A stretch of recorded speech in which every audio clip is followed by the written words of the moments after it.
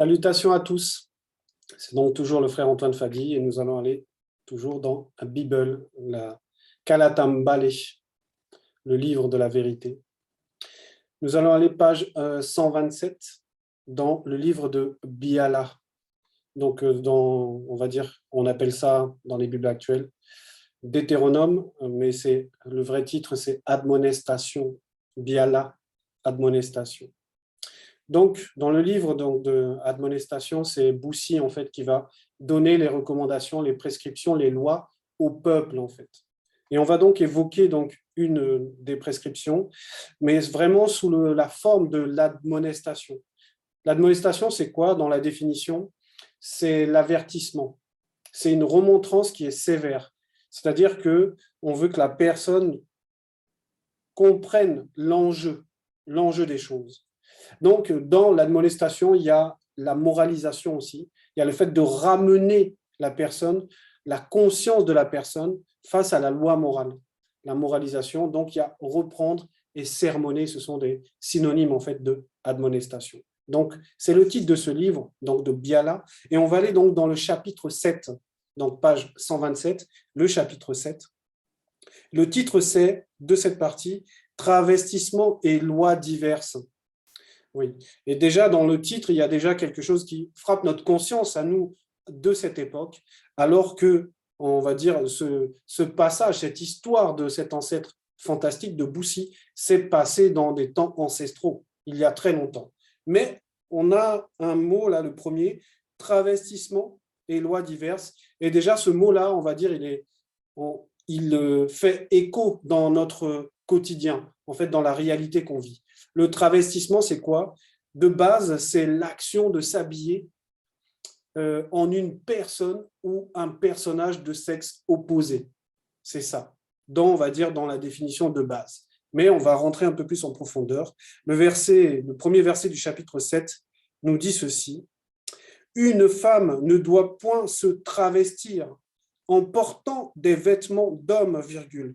De même, un homme ne doit point se travestir en portant des vêtements et des bijoux de femme, point. » Donc déjà, dans ce premier verset, on s'aperçoit qu'il faut faire très attention, c'est une admonestation, c'est un avertissement par rapport à la loi qu'il ne doit pas y avoir d'échange.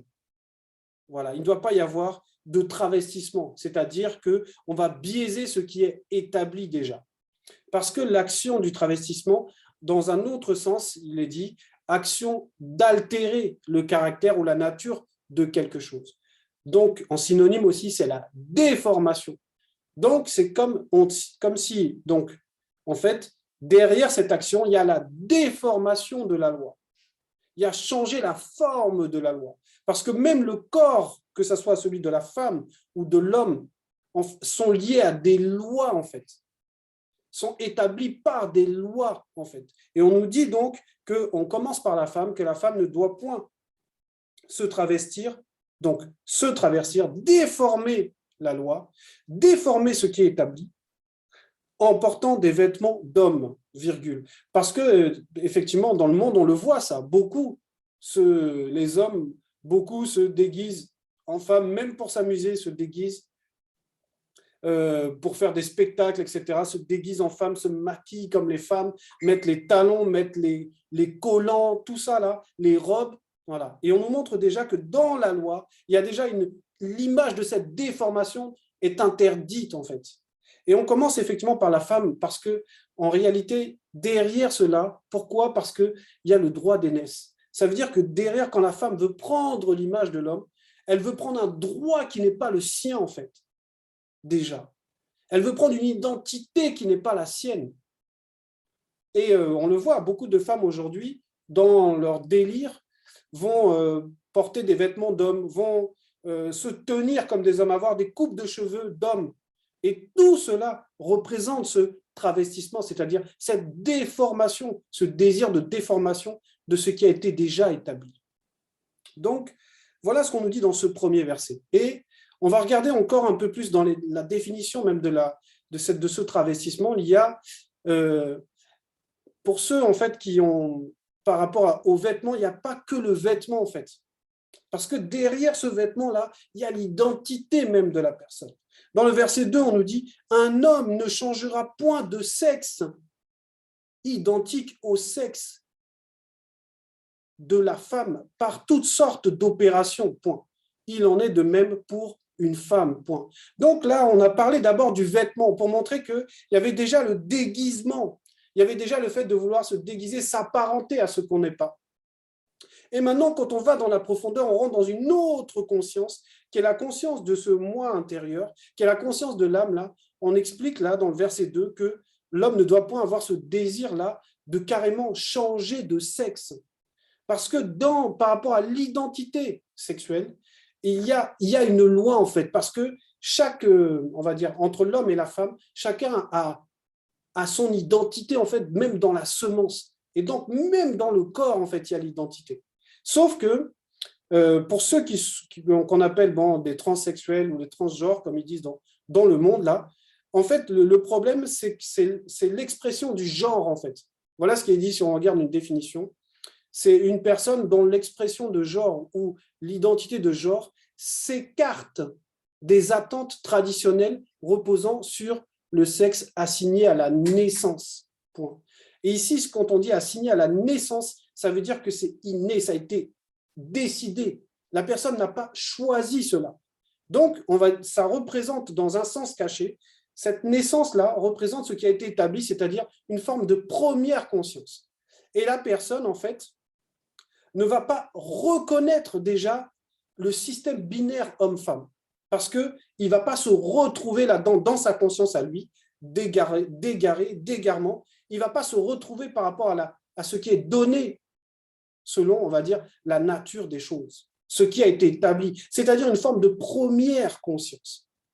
Donc, cette personne-là va vouloir adapter son apparence, va vouloir adapter son mode de vie, comme je disais, s'habiller comme les femmes, ou les femmes s'habillent comme les hommes, on les coupe de cheveux d'hommes. Ils vont vouloir en fait travestir, transformer, déformer ce qui est établi et naturel à son genre pour aller adopter ce qui n'est pas à lui en fait, pour lui en fait.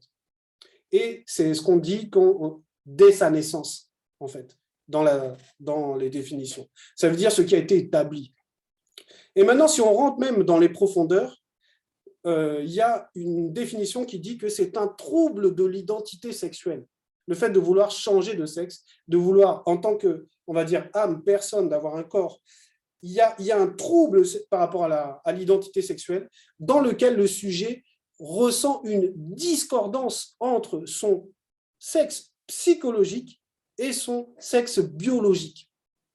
Donc là, la personne, en fait, elle est bloquée, en fait, elle est en discordance, il y a un désaccord entre l'imaginaire, la sensation, puisque tout ce qui est, on va dire, du psychologique, c'est lié à une conscience. Avec ses pensées, elle est en désaccord avec son propre corps. On va dire ce que va représenter le sexe biologique et son sexe psychologique, c'est-à-dire l'imaginaire qu'elle a de son sexe, la sensation qu'elle a de son sexe, la conscience qu'elle a de son sexe. Et il va y avoir donc un trouble qui va causer donc ce désaccord. Et les personnes vont être poussées, comme on dit dans le verset 2, à changer, à vouloir changer le sexe et prendre le sexe de l'autre. Et c'est une abomination, c'est une interdiction cela. Parce que comme je le disais, il y a la volonté de dénaturer, c'est-à-dire enlever la nature, enlever ce qui est naturel, c'est-à-dire ce qui a été établi déjà. Et ils vont dénaturer leur apparence. C'est pour ça qu'on a parlé du vêtement d'abord, et que là même on montre que derrière le vêtement, c'est l'envie de dénaturer le corps même que la personne a. Donc c'est une abomination, c'est quelque chose de très, très grave en fait, parce que ça ne respecte pas la loi, ce qui a été formé déjà. Le verset 3 nous dit « Un homme ne rendra point son physique identique à celui d'une femme », parce qu'effectivement, même dans le physique, il y a une identité propre. De même que dans la semence, il y a une identité propre. Donc, il n'y a pas d'échange possible. Il n'y a pas de prendre la place d'un autre, en fait. Qu'il faut simplement rester soi-même, que ça soit physiquement ou à l'intérieur. C'est la même, on va dire, identité en réalité. Parce que ce qui est à l'extérieur, c'est le reflet de ce qu'il y a à l'intérieur. Donc, ces personnes-là vont chercher à dénaturer leur identité, à être ce qu'ils ne sont pas. Et ça, c'est une abomination. Et cela vient de quelque part. Cela vient on va dire, il y a une porte qui a été ouverte quelque part. Ça a commencé quelque part, le fait de se dénaturer, le fait de se déguiser, ça a pris naissance quelque part. Le verset 4 nous dit, « Et de même, une femme ne rendra point son physique identique à celui d'un homme. » Oui, pour l'homme, pour la femme, cet échange-là, c'est une abomination. Le verset 5, « Quiconque fait ces choses est une abomination et possédé par les forces occultes. » Point. Donc, on nous montre que la façon de vivre qu'on retrouve aujourd'hui beaucoup dans le monde, où maintenant il faut accepter cette forme d'identité qui est une abomination réellement, puisque même les écrits les condamnent, mais même la nature condamne cela. C'est pour cela que c'est la déformation de ce qui est naturel. Et derrière ça, on nous explique qu'il y a des forces occultes, il y a des esprits, des forces, ça veut dire qu'il y a un effort qui est déployé par le monde occulte pour pousser les personnes à agir de cette manière. Parce qu'elles pensent qu'elles ne sont pas du bon sexe. Elles pensent que, même si elle a le garçon il a le corps d'un homme, il pense qu'il a à l'intérieur une femme. Et ça, c'est un trouble, parce que derrière, il y a le monde occulte. Et ça arrive parce que c'est un schéma qui existait déjà, en fait. Et ce schéma, c'est ce qui s'est passé, en fait, avec ce qu'on appelle les déchus. Lorsque Satan, le chérubin jadis soin, a chuté, en fait, il a perdu sa nature première. Il a rejeté, il a étouffé, il s'est séparé de cette première conscience. Et c'est toujours par son libre arbitre. C'est pour ça que les personnes qui font ce genre de choses utilisent leur libre arbitre. Elles sont dans cette discordance entre ce qui est établi déjà, ce qui était une forme de première conscience, et ce qu'ils ont envie d'être. Et ce qui fait basculer, c'est le choix du libre arbitre. Donc, comme je disais, la première conscience, en fait, va être étouffée. La première conscience va être rejetée. Et c'est ce qui fait la chute. C'est le fait d'être déchu, cela. Et ça, comme je disais, ça a commencé déjà par le monde, on va dire par Satan et tous les anges déchus. C'est comme ça que leur propre semence a été dénaturée. Et ça veut dire que le péché, la désobéissance à la loi, le fait de vouloir déformer ce qui est établi, est ancré en fait dans cette semence. Donc, c'est toujours le monde occulte qui se manifeste de cette manière. Le verset 6 nous dit « Le verbe de Loba a horreur de ceux qui agissent ainsi. » Donc, on avertissait le peuple pour lui dire que ce genre de comportement, c'était très, très grave en fait. Ce n'était pas possible parmi l'Église, parmi le peuple, ce genre de comportement. Et on nous montrait déjà que les lois sont intemporelles en fait, que ça s'applique même à notre époque aujourd'hui. Parce que ce genre de comportement, derrière cela, c'est le rejet en fait de la loi. C'est le rejet de la loi, de ce qui a été établi.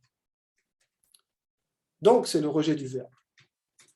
Donc voilà, c'était donc l'exhortation. L'importance vraiment de bien connaître la loi et de savoir bien se positionner parce que la loi, en fait, elle est déjà dans la nature. Ça veut dire que quand quelqu'un sort et que c'est un garçon, il ne faut pas qu'il essaie de changer sa nature. Parce qu'il y a des choses qui ont été établies parfaitement dès le départ. Et vouloir ramener ses idées, ramener ses pensées, ramener ses envies, c'est là que cela peut produire la chute, c'est-à-dire la désobéissance. L'Oba est constamment glorifié.